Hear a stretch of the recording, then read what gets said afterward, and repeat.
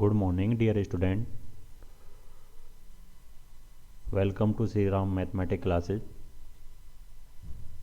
Today we are going to discuss theorem number 6.1, which is the converse of basic proportionality theorem.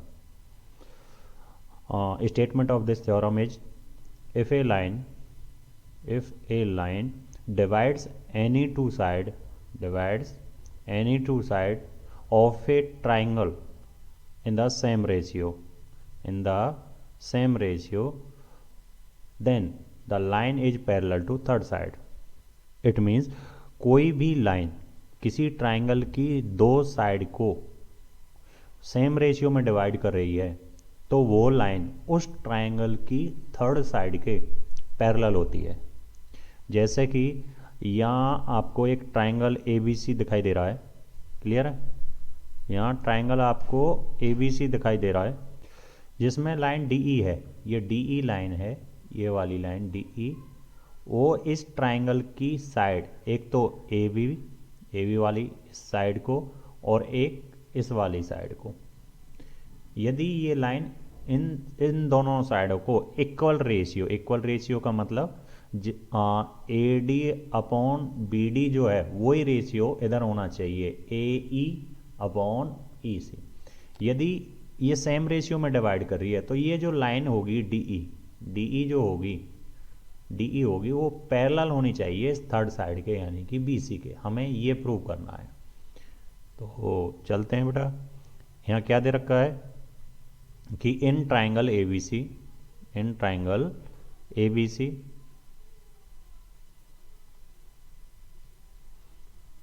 a line DE intersecting AB at point D and AC at point E such that AD upon BD is equal to AE upon EC।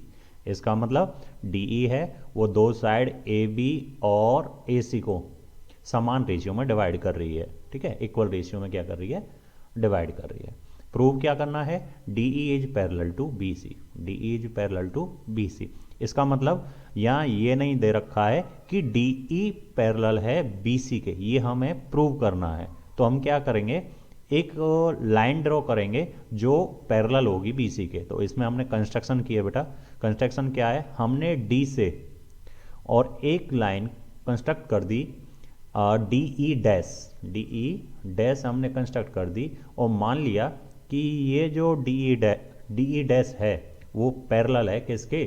BC के, ठीक है? यहाँ देखने में ऐसा लग रहा है कि ये पैरेलल नहीं है, ठीक है ना, लेकिन हमने मान लिया कि ये आपका पैरेलल है किसके? BC के, ठीक है ना। तो अब चलते हैं प्रूफ की तरफ।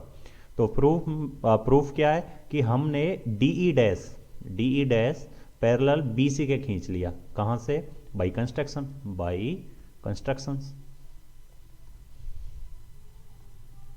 ठीक है। अब जब हमने DE dash parallel to BC draw कर लिया तो बाई थेल्स थ्योरम यानी कि बेसिक प्रोपोर्शनलिटी थ्योरम हम क्या कह सकते हैं कि कोई भी लाइन यदि किसी ट्राइंगल की एक साइड के पैरेलल खींची गई है तो वह अदर टू साइड को जिन पॉइंट पर इंटरसेक्ट करती है वो पॉइंट उन दोनों साइड को इक्वल रेशियो में डिवाइड करते हैं।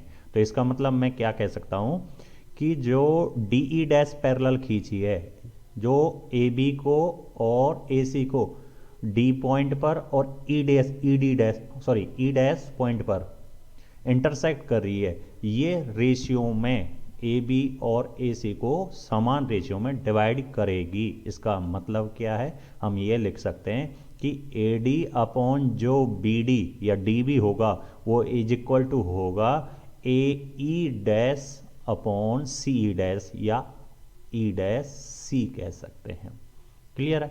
और ये किससे होगा? By using Thales theorem, clear है?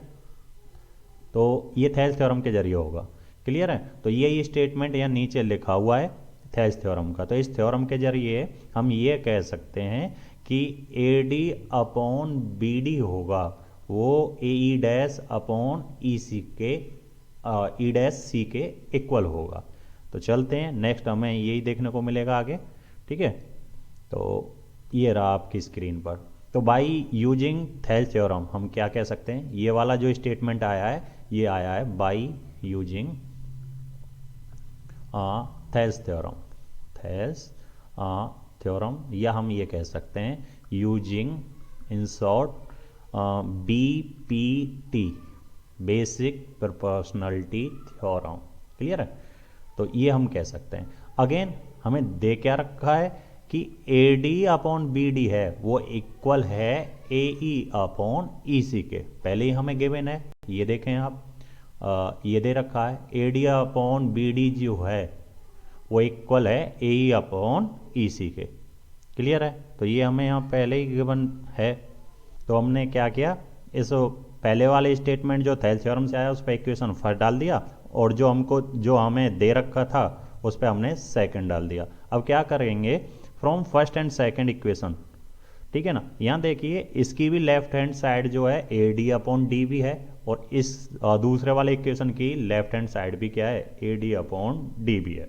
तो लेफ्ट हैंड साइड इक्वल हैं तो ऑटोमेटिकली जो राइट हैंड साइड होंगी बेटा वो भी कैसी होंगी, राइट हैंड साइड भी आपकी इक्वल होंगी। तो हम क्या कह सकते हैं, from equation first and second AE dash upon E dash C is equal to क्या होगा, AE अपॉन EC, ये दोनों इक्वल हो जाएंगे। ठीक है, अब हम क्या करेंगे, दोनों तरफ हमने क्या ऐड कर दिया है, इसमें 1 ऐड कर दिया, दोनों तरफ हमने क्या कर दिया 1 ऐड। तो AE dash upon E dash C में भी यहाँ हमने 1 ऐड कर दिया, और इधर भी हमने क्या कर दिया 1 ऐड कर दिया। ठीक है, तो हम एज एलसीएम लेते हैं, जैसे मैंने लिखा 1 अपॉन 2 प्लस 3, तो किस तरीके से सॉल्व करते हैं, 1 प्लस 2 का मल्टीप्लाई 3 में करेंगे तो 2 3 जा कितना हो जाएगा 6, और अपॉन नीचे कितना आएगा 2।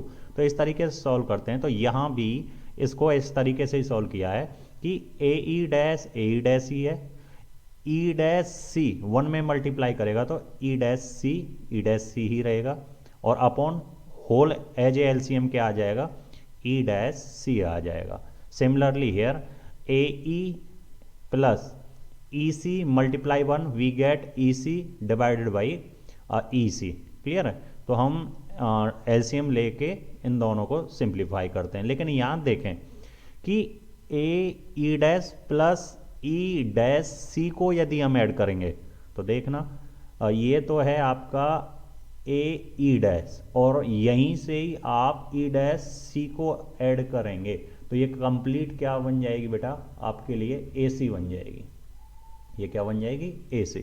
तो इन दोनों को मैं कंबाइन करके क्या लिख सकता हूँ, आगे इसे मैं कंबाइन करके लिख सकता हूँ AC, और अपॉन नीचे क्या आ जाएगा बेटा, E dash C is equal, right hand में क्या है AE प्लस EC, तो ऐसे ही मैं जब A और E यहाँ तक है ये वाला पॉइंट, तो AE और EC को ऐड करूँगा तो कंप्लीट ये भी क्या बन जाएगा बेटा AC, तो ये भी क्या आ जाएगा AC अपॉन EC। तो by cross multiply we get AC multiply EC is equal to क्या हो जाएगा, E dash C multiply AC।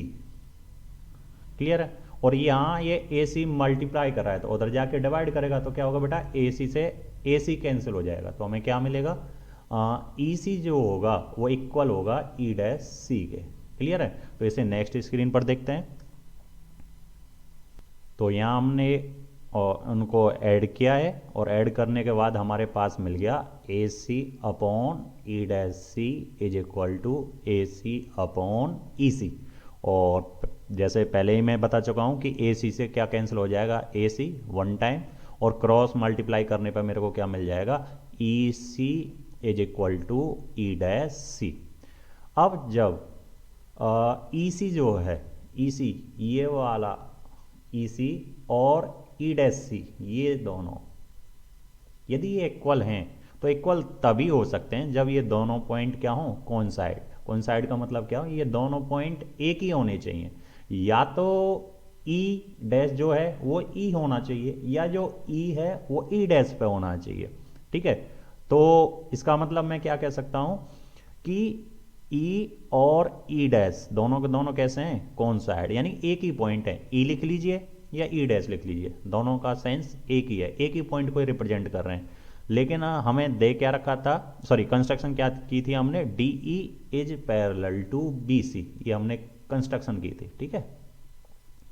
तो जब हमने ये कंस्ट्रक्शन की थी तो हम अभी प्रूव कर चुके हैं कि ई एंड ई डैश कौन साइड हैं, तो मैं इस ई डैश को चेंज करके क्या लिख सकता हूँ, इसकी जगह पे ई लिख सकता हूँ, क्योंकि दोनों एक ही पॉइंट है। चाहे ई डैश लिख लीजिए चाहे ई लिख लीजिए, तो हमारे पास क्या प्रूव हो जाएगा कि D E is parallel to B C. तो इस थ्योरम में हमें यही प्रूव करना था